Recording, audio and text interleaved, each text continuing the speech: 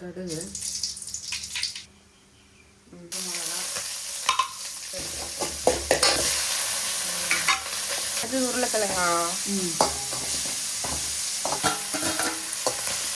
வேக வச்சு உருளைக்கிழங்கு.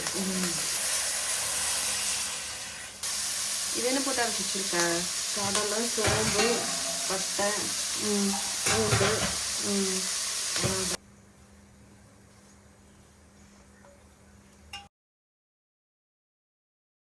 அடுத்தது என்னமா போடணும்? மல்லித்தலை. போட்டேன்.